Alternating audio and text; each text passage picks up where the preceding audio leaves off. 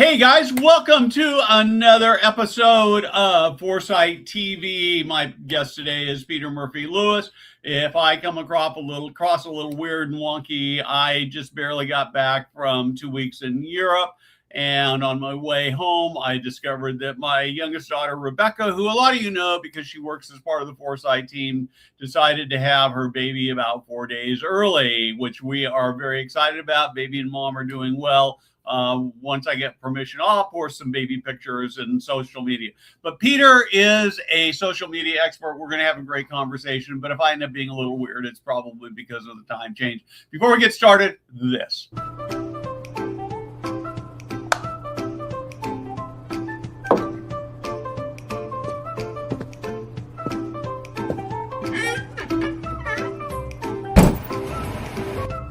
Hey guys, Steve Moran here.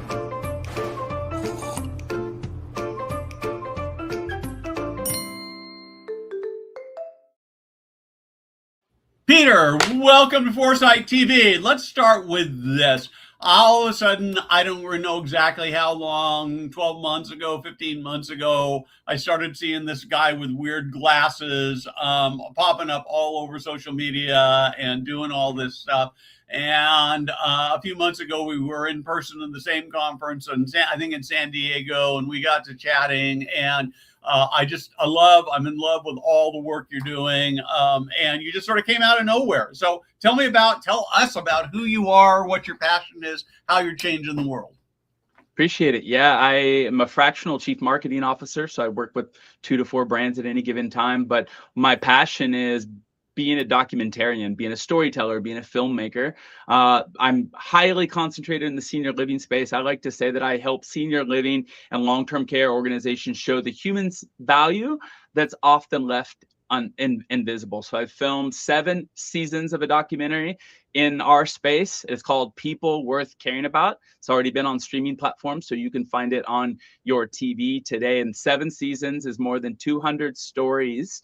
And what the main difference is, I think, is we focus on caregivers. So imagine an amazing, beautiful GoPro on the best caregiver in America telling about their 4 decades of passion taking care of our grandparents. That's what I do. That is awesome. And talk to me a little bit about your exposure. You've gotten some amazing numbers in terms of likes and views and that kind of thing. Yeah, what started off as something rather simple. Our goal was to make about a 20-minute documentary for YouTube for our partners, Nebraska Healthcare Association, that they could use for your workforce shortage. Turned into a season of 7 episodes and turned into millions of views. We have gone viral multiple times on TikTok, on YouTube, on Facebook and Instagram. And within 9 months, we submitted to streaming platforms, and we got it on Apple TV, and we got it on Amazon and Roku and Hulu. So it really took off. The consultant that I worked with to help me understand why this would be perfect for streaming told me one simple thing, Steve. She said, the further away the story is that you're telling from the perception that the public has, the better it's going to be when you tell it in an authentic, raw manner, because people are willing to change their perception about long-term care and senior living if you tell it through a story, not through data.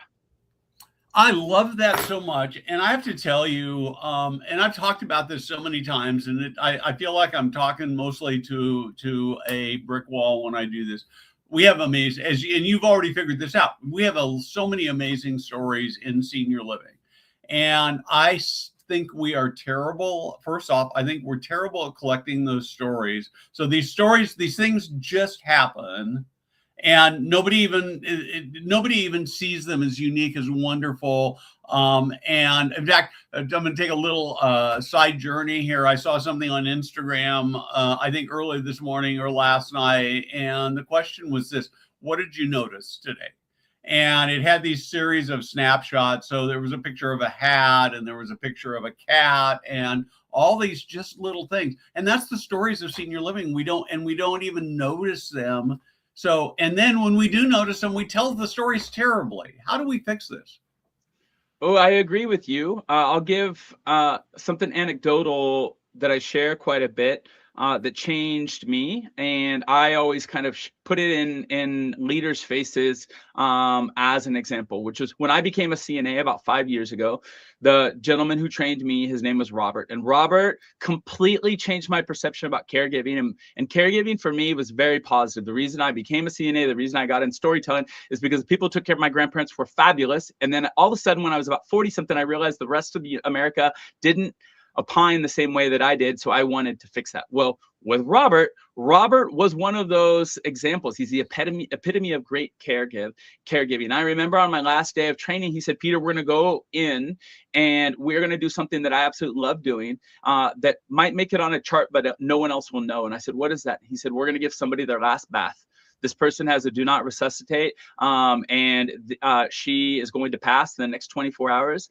She may or may not know that we're there, and we are going to bathe her so that she passes beautifully clean. We're going to shampoo her, and we're going to make her pass into the next world in a way that she deserves with dignity. And Steve, it made me emotional. It was beautiful. I participated and I learned about that. I asked Robert to be on my podcast. I asked Robert to be on my documentary, and he said no. If Robert's story doesn't get out there, we cannot change the perception of what people think. Okay, so we need stories like that. If you're in senior living, you have met multiple Roberts. You might be a Robert. If we don't tell your story, we won't fix recruiting, retention, and public perception. You have to.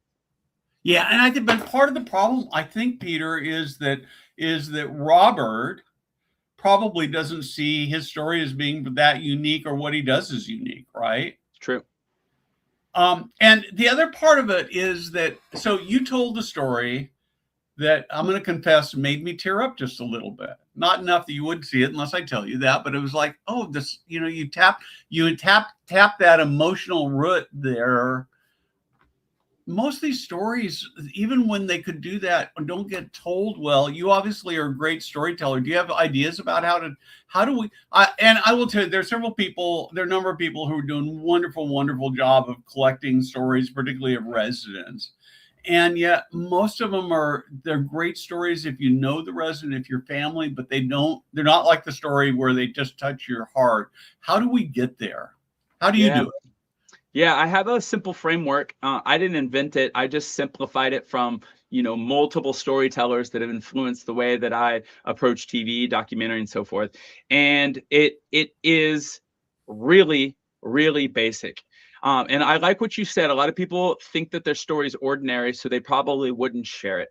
And so my framework actually includes that. So I always say we are naturally poor at telling our own story, because we focus on things that we don't realize other people are interested in. We often give too much facts or too much history or so forth. But we're better at telling stories of people that we care about.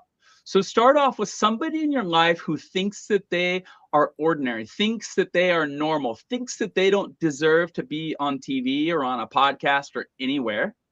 And think about a big moment that they've impacted your life.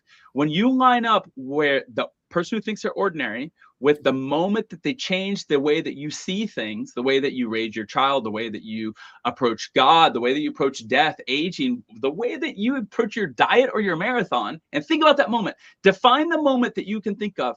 Think about who you were before that moment.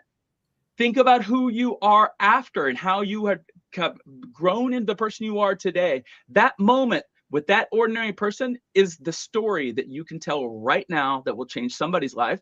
Go back to and tell that person who thinks that they're ordinary, and wait till you see their eyes change. So I got to tell you a story. So I'm doing, I was at some conference. Where were we, Jada? It was at Argentum, right? Where we did all these interviews. And I did 2 sets of interviews. I did a bunch of street interviews, just 1 question interviews. I've overwhelmed my Jada and Rachel with it, because I've given them, I think, about 50 or 60 of these little 1 question interviews that we're still processing through. They're really fun to do. They're easy to do for me as a creator. They're terrible for the team because they got to figure out how to get them all out there right. And but the other thing is, I did a series of 5 questions for leaders.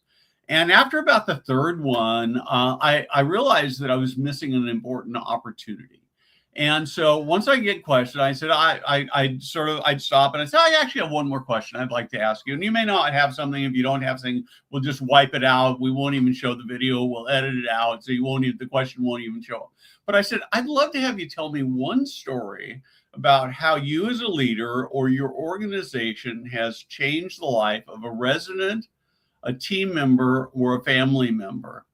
And the best part for me, there were some amazing stories, but the best part for me was I would watch these leaders and they'd sort of tilt their head, and then they'd kind of look up in the sky and, trying to think through the memory bank. And then I'd watch in their mouths would they get to this big grin, and then they'd launch into this beautiful story. And maybe that's part of the key is as you just described, we need to be asking people to tell me a story. I think that that's a good start, but one of the problems is in senior living, about 70% of the leaders are too humble. From the book, 5 Languages of Love, their love language is acts of service. So they take care of others through work, not by talking about themselves, not by leading with words of affirmation or being the face of it. So it is quite a bit easier for them to think of a mentor and learn to tell storytelling through somebody else. And then eventually they'll discover theirs because they'll realize how important it is. Yeah. I have 2 or 3 friends that that are in the industry and they're mostly not necessarily telling stories about themselves. They're telling stories about their people. But Amy Burkle, we just had her on live stream a few weeks ago. She was an amazing storyteller. I actually have taken the transcript and dumped it in so I'm going to steal some of, not steal because I'm going to give credit for her, but as I'm doing some keynote work, I'm going to use some of her stories because they're so great. And a couple other people, just amazing story. So I want to spend a little time talking about, I want to do something else first. Tell me a couple stories tell me about some of the people you've interviewed. And I'd love to know the ones that have had you've told us one, but tell me a couple more stories, the ones that have had the biggest impact on your life. I got 2 that come to mind really quickly that are very fresh, or 3 that are very fresh. I just got finished filming for 30 days in a row, May 1st all the way to May 30th. 2 seasons of People Worth Caring About, almost 6,000 miles in my car with my team. And we filmed in Kentucky, and there was a gentleman, his name was Austin.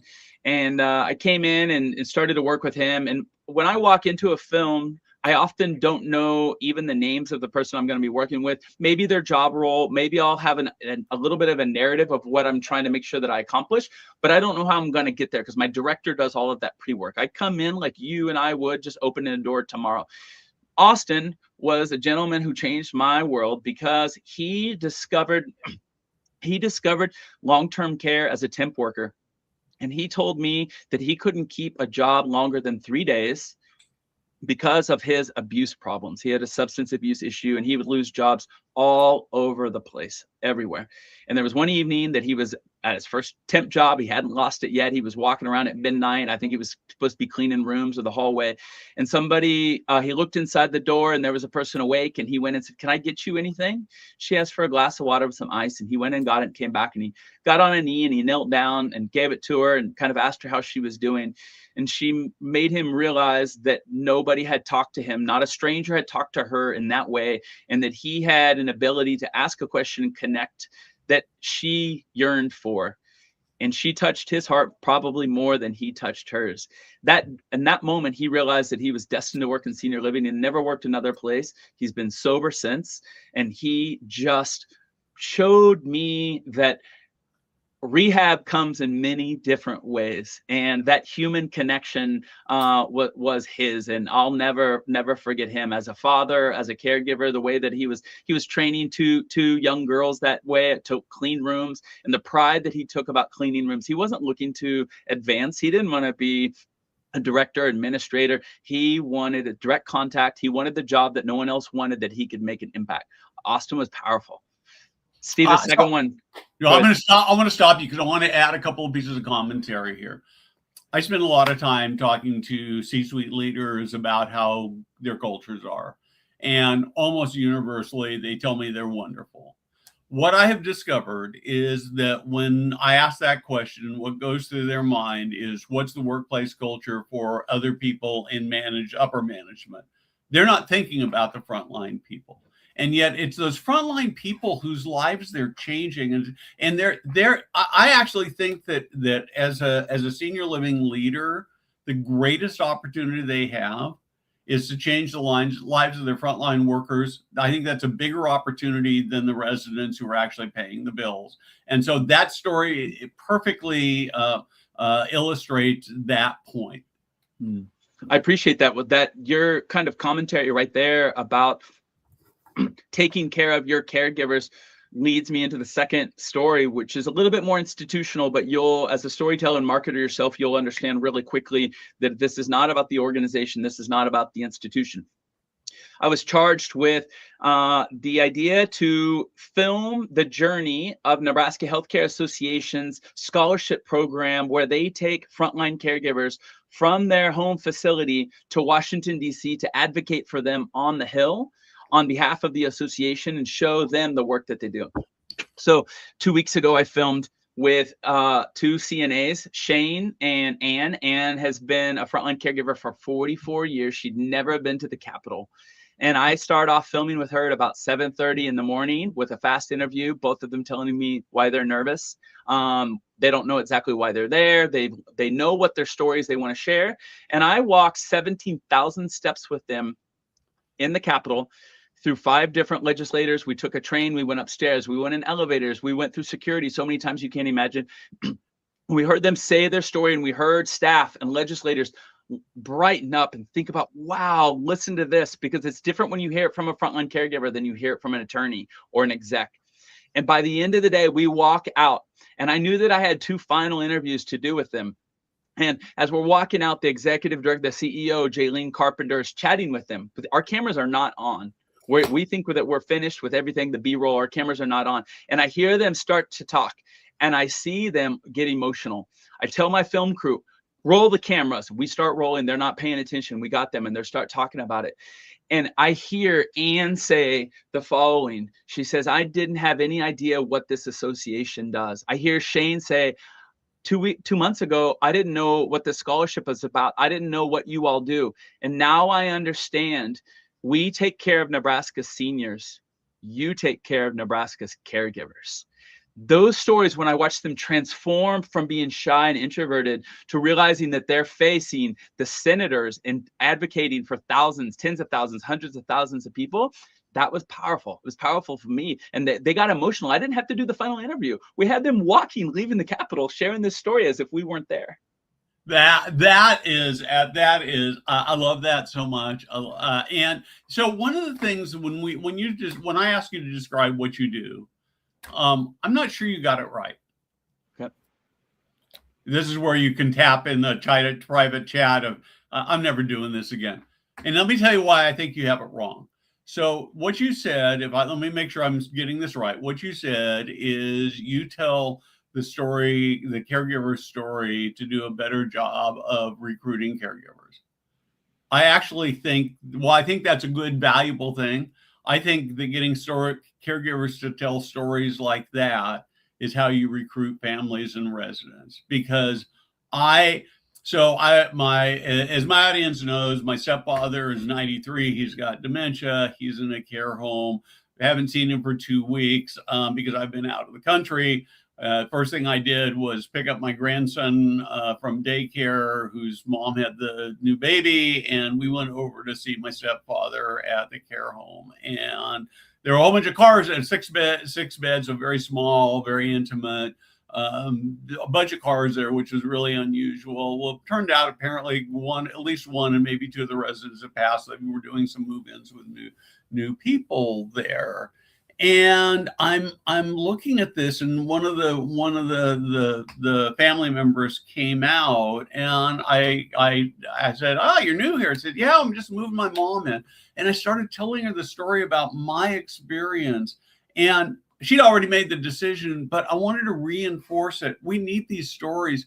And they made the decision because they're saying, I'm putting my loved one in here. I want to know that I can trust.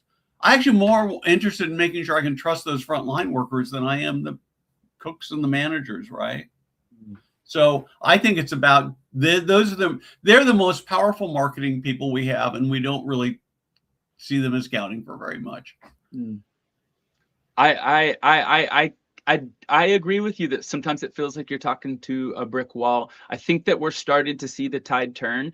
You and I've met at, you know, at Senior Living 100, LTC 100. I presented this project, People Worth Caring About, 2 years in a row at LTC 100, and they allow me access to these brilliant thought leaders and executives and CEOs who now realize that you have to focus on something bigger, and then there's going to trickle down. You know, it's going to trickle down into marketing. It's going to trickle down to sales. It's going to trickle into retention and recruitment. My last story, Stephen, I'll make this one a little bit shorter, and it's an executive. So I tend to focus only on direct caregivers and frontline caregivers, but this instance was a little bit different. I walked into a building May 25th, so about a month ago, in Grand Forks, North Dakota, and we walk in, and there's this gentleman. His name is Garth. He's waiting for me. He's the CEO. And as I start to walk around with him, he takes me into this kickstart room. We sit down, crisscross applesauce, in this room of preschoolers and kindergartners that he's made a joint venture with the public education so that they can have intergenerational learning. That's my morning starts off. We walk down, and as we're walking to go down and meet a physical therapist or a musical therapist, I see this beautiful hallway, and I said, "What's in here?" And he goes, "Oh, come on in." And he takes me in, and it's kind of a place where they can have church service, mass, and there's a piano. And I said, "Wow, this is gorgeous." I said, "Do you play?" And he said, "Matter of fact, I do." And I said, "Would you play for us now?" And he said, "Yeah."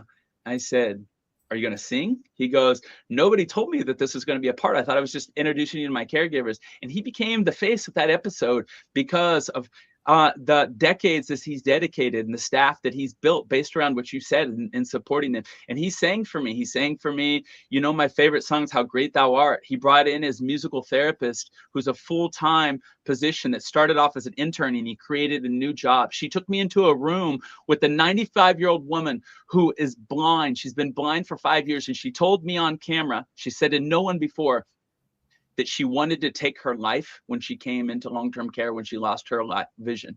And she said it was through music of this woman that she was sang with in front of me that she decided that she had more to live for. That is cool. And but so for all of the caregivers, it starts with the leaders who set the tone, right? As my audience knows, I've been very, very critical of Brookdale. And yet I will tell you that while I was on, I did a river cruise on the Danube as part of this vacation, and spent some time talking to a couple more or less my age, who's both had their mothers in Brookdale buildings. And they were wonderful experiences. And they were wonderful experiences because they had great executive directors who created great teams. And it's a reminder that you as an individual, as a leader, no matter what level you're at, you have this amazing ability to make people's lives better in a way that nobody else can. And what I see you doing is telling those stories. And that is powerful, powerful stuff. So let's talk a little bit more about a couple of things. First off, where do people find all this stuff that you're creating? You say channels, that's for me a little bit vague. Let's go a little deeper into it, how people can actually see the stories that you're telling. You can find it on Google. Google will take you to whatever channel you have access to. So you can find all of our seasons on YouTube. You'll be able to find it on YouTube Movies soon. If you have a streaming television and talk to it, you can say People Worth Caring About. You can find it on TikTok, Instagram, and so forth. So we're all over the place. I would say what we do best in storytelling is teaching leaders to repurpose their story 10, 20, 30 times, more and more and more.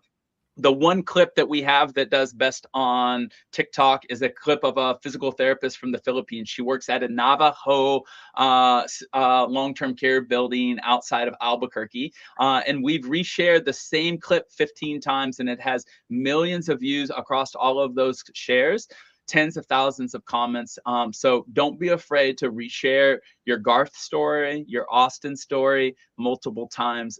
There's a new audience out there who wants to hear it, and they yearn for the connection that you have every single day. Show it to them. Oh man, I love that. And then how do people work with you? Find me on LinkedIn, Peter Murphy Lewis. Reach out. Would love to chat. If you're designing your story and you don't need me, don't worry about it. Reach out. I'd be happy to help you, tell you what I learned, the mistakes that I made, so you can avoid those, and you can be strong with it. Would love to chat. I do keynote speaking. I help with consulting, or be happy to include you in one of our documentaries. Cool. So let's talk for just a minute. I'm looking at that and I'm saying, I don't know if I can afford him. I want to at least try it on my own. How do I get started? I would say the most important thing that you need to think about right away is don't focus on polished content. You need to think about raw content. I actually think that you put a little bit of that in the title of our talk today. And I always say raw content is not lower quality, it's higher trust, right? Most senior living executives, marketers, video makers, their content looks too polished, too safe, and too interchangeable. So if that resonates, all you have to do is take out your cell phone. You do not need a high-end camera. Take out your cell phone and start asking about what was important about your day. Why are you coming back tomorrow? Ask your caregivers, what is something that impacted you that makes you proud of what you did? Just start asking somebody else. You don't have to be a TikToker, influencer, talking to yourself, talking to a screen. Go interview your team. So one other thing that you do that I think makes what your work so powerful, and I don't necessarily see other people doing as well, and that's you become part of the story.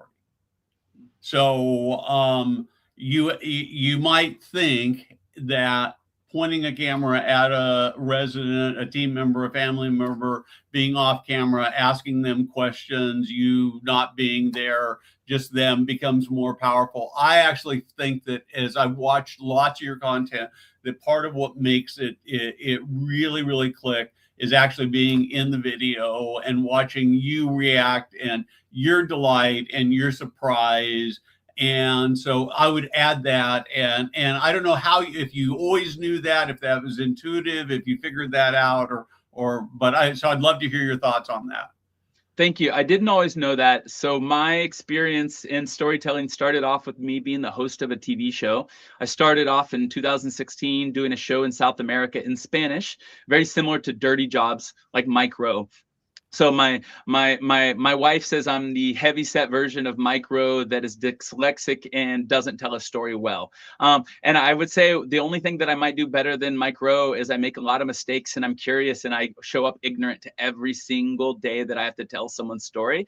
And that curiosity takes us back to kind of the 6-year-old who says why, how, when, what, too many times. And that's what the audience wants to hear. So I started off doing television as a curious human being. And when I started doing documentaries, I just brought that over into caregiving and senior living. So thank you for the compliments. I think the key is just acting the way that your 6-year-old son talks to you, which is not acting like you're the smartest person in the room. Yeah, I love that. And the other thing I would say, and I think you'd agree with this, is that you've got to just start doing it. My interview, I can sit down and do an interview like this, and it takes no effort. I mean, I got it back. I didn't. A lot of times I do prep, but knowing that I've met you and we've had good conversations, I didn't do any prep except to think, oh man, I'll have a fun conversation with Peter when I get on. And so we didn't script this. We got on here. We had a conversation. We let the rest of the world listen in. Sometimes I make questions, and sometimes I'll make a list of questions and I'll ask the first one or two, and then it goes someplace different, and that's okay too, because I don't feel a slave to it. And the other thing is, I put out some really crummy stuff. And I hope, here's the other thing I'd love to talk about. So we've talked about some big numbers that you have. But let's be honest, I've looked at some of your stuff and you have some stuff the numbers are terrible, right? Mm-hmm. Yeah, of course. And you shared that with me beforehand. And, I always tell my team, don't take down our bad stuff. If we make a mistake, we say something we shouldn't, take it down. But I don't think that's actually happened to us. Many of our metrics are poor because when we first created our handles, I had my team create them in South America. So I work with an international team of marketers, and they, set up these accounts, and the algorithms where you create the account is going to show it to the audience where you create the account. So imagine me making content around caregiving in Nebraska, but we created an account in Brazil. Do you think there are any Brazilians who care about CNAs in Nebraska? No. So we had to correct that, but we're not going to take that information down. We'll just repurpose it and recut it up. And then the second thing is be humble. Who cares if you're not perfect the first time? Steve, I think Steve said the very first time when we were hanging out about 2 months ago, you said, "Oh, I feel so good when I saw you had a video with like 68 views." Steve, I probably have 100 videos with less than 68 views. So if that terrifies you, you are not alone. And Steve and I will be right there on the Mount Rushmore of bad videos. Just get started. Well, right now, the thing I'm starting to work on, I've been doing a little bit of them off and on, so I can do interviews like this all day long. It's a piece of cake for me. The thing I cannot do that I'm terrified to do, I've done thousands of videos, but a yap video, a talk to the camera video, I am so I start talking and blah, blah, blah. It's like that, right? But the only way to get better is to just do it. And so this has been great. I look forward to seeing you in the fall circuit. Continue to watch your stuff. Any last things you want to say? Last word? I appreciate you, Steve. I appreciate your audience.